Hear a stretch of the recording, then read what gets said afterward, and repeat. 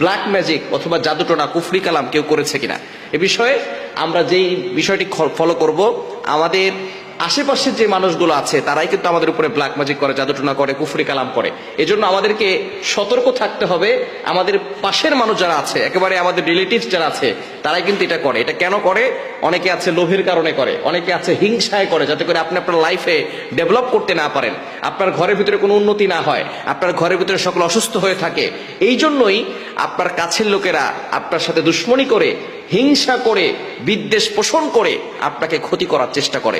এজন্য সতর্ক থাকবেন এবং আপনি নিজেই পরীক্ষা করবেন যে আপনার ঘরের ভিতরে জাদু করা আছে কিনা, ব্ল্যাক ম্যাজিক কুফরি কালাম করা আছে কিনা। কিভাবে করবেন? প্রথমে আপনাকে উজু করতে হবে, পবিত্র অবস্থায় আমলটি করতে হবে। আপনার যে বাড়ি আছে, বাড়ি থেকে যে কোনো জায়গা থেকে আপনি এক টুকরো মাটি নেবেন। মাটি নেওয়ার পরে আপনি অবশ্যই সেই মাটিটা ঘ্রাণ ভালো করে শুকে নেবেন, যে ঘ্রাণটা কেমন।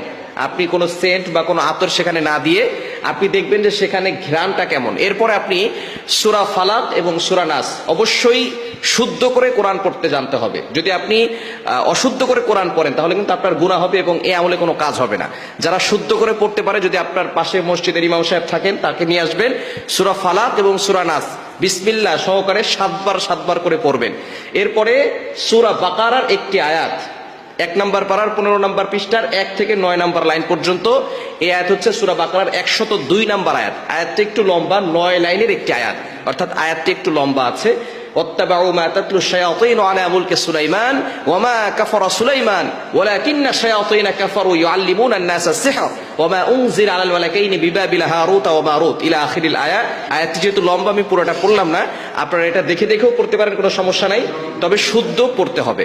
সূরা ফালাক এবং সূরা নাস 7 বার করে পড়বেন। এরপরে সূরা বাকারার 102 নম্বর আয়াত পুরোটা আপনি 21 বার পড়বেন। পরে আপনি সেই মাটিতে ফু দিবেন। ফু দেওয়ার পরে দেখবেন সেই মাটির গন্ধ চেঞ্জ হয়ে গেছে কিনা। যদি দুর্গন্ধ বের হয় সেখান থেকে, তাহলে মনে করবেন যে আপনার ঘরে কেউ ব্ল্যাক ম্যাজিক, জাদুটোনা অথবা কুফরি কালাম করেছে। এ বিষয়ে অবশ্যই খেয়াল করতে হবে। যদি কারো বাড়িতে কোনো মাটি না থাকে, অনেকে আছে ফ্ল্যাটে থাকে অথবা বিল্ডিং তৈরি করে ফেলেছেন, সেখানে কোনো মাটি নেই, তারা কি করবেন?